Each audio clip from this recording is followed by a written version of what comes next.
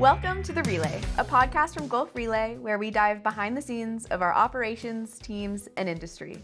Hello, I'm your driver recruiting manager, Rhaya, and I'm here doing another episode of The Relay. Today, I have a driver, part of our local team. His name is Richard Watkins. Can you start out by telling me what's your name, when you started driving, and how long you've been with Gulf Relay? My name is Richard Watkins. I've been driving since 2000. I started out in Minnesota driving for the Highway Department, the Department of Transportation. I've been here with Gulf Relay since June of 2018. Okay. So what team are you a part of here at Gulf Relay? I'm on the local side. Okay. So what is your favorite part about driving with Gulf Relay, being on the local team? I enjoy being able to be back home every day. I enjoy being able to, most of the time, deliver at least 2 loads a day. Okay. So how did you find Gulf Relay? Because you have been driving since 2000. So how did you find Gulf Relay and become a part of the local team? Well, when I moved back to Mississippi in 2012, I moved over into Clinton, and I was working for another company up until, like I said, 2018. And a friend of mine told me about Gulf Relay. I would see the trucks all the time. I would pass them, and I never thought about it. I would see the trucks disappear, but I never knew where they went to. Yeah. Yeah.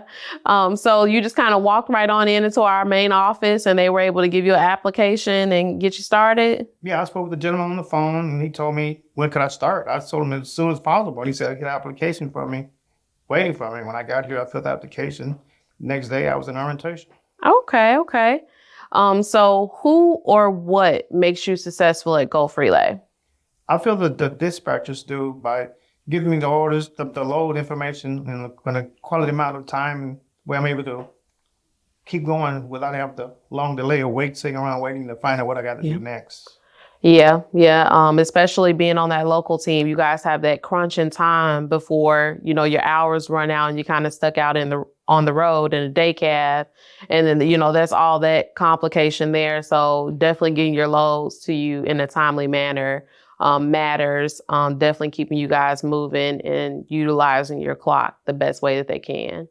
Are there any hobbies or things that you enjoy outside of Gulf Relay? Any family that you like hanging out with? Anything?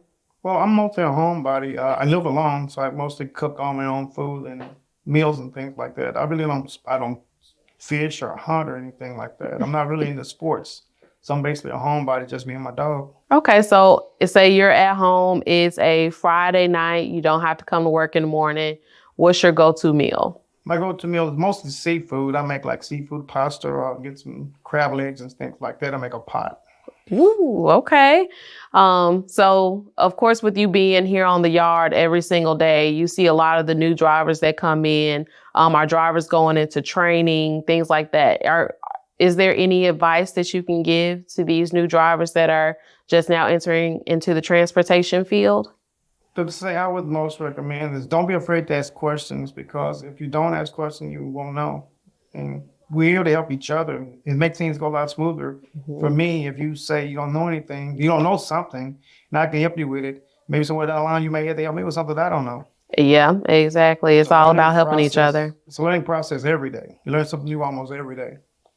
Yeah, especially here. So pre-tripping and post-tripping our truck is a big part to our safety score, and it helps our drivers out tremendously.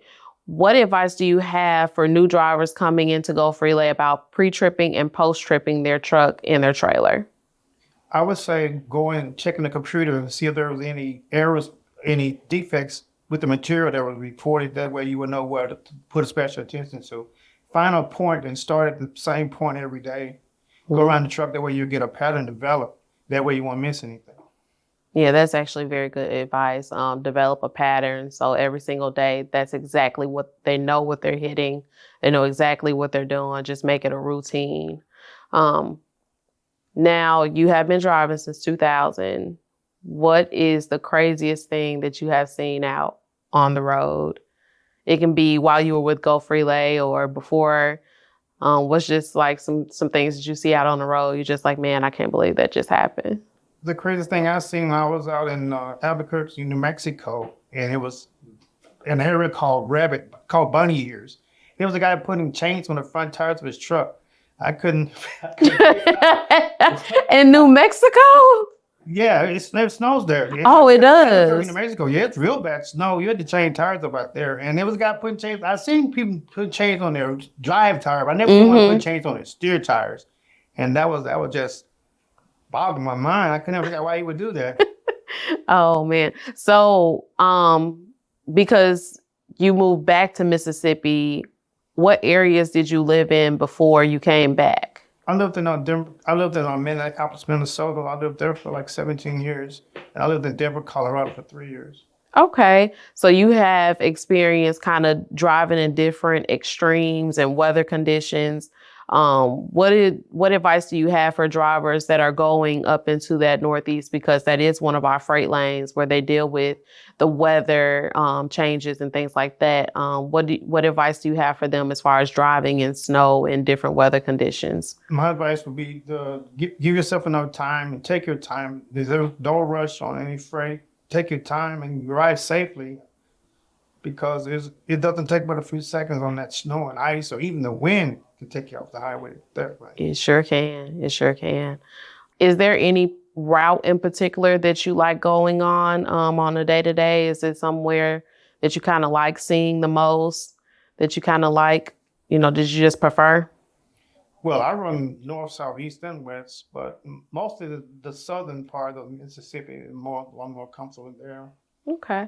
Is there a place that you like to stop and eat at while you're out on the road? No, nowhere in particular. Nowhere? No.